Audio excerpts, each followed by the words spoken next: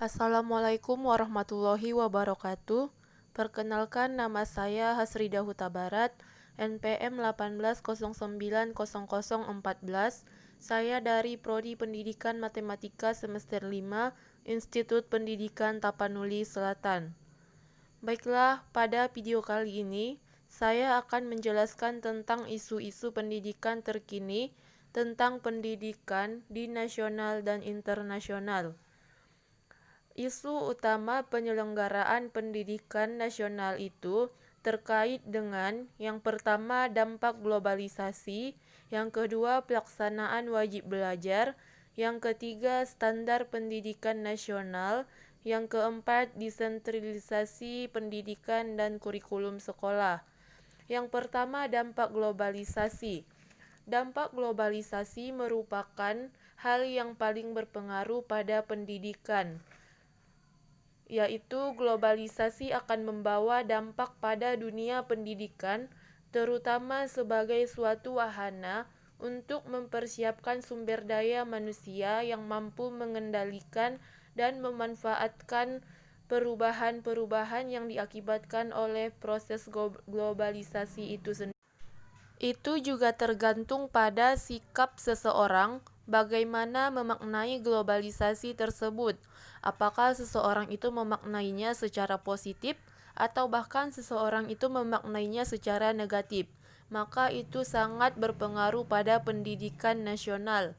Yang kedua, pelaksanaan wajib belajar.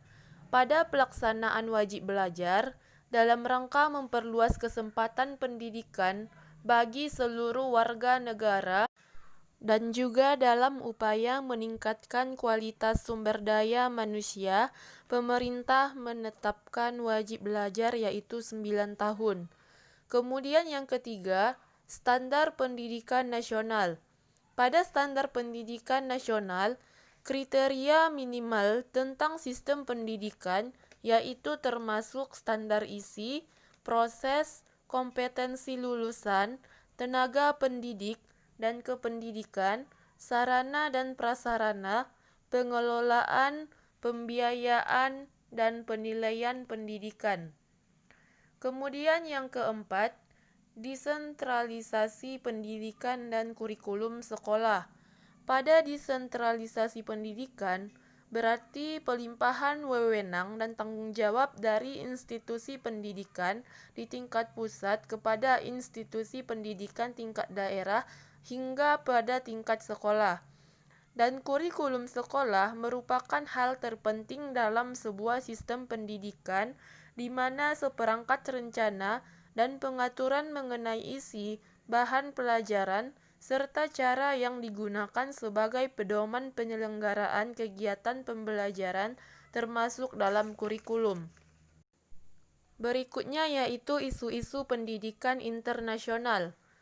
Pendidikan internasional ini memiliki fokus pada perkembangan moral dengan mempengaruhi penciptaan sikap positif terhadap perdamaian, pemahaman internasional, dan kewarganegaraan dunia yang bertanggung jawab.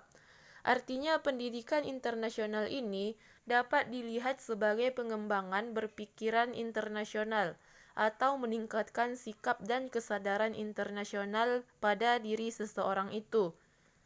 Kemudian karakteristik pendidikan internasional. Pada karakteristik pendidikan internasional, yang pertama adalah paparan terhadap berbagai ragam budaya di lingkungan sekolah. Kemudian paparan terhadap berbagai ragam budaya di luar lingkungan sekolah. Yang ketiga, guru-guru yang menunjukkan pemikiran-pemikiran internasional. Dan keempat, kurikulum formal yang seimbang.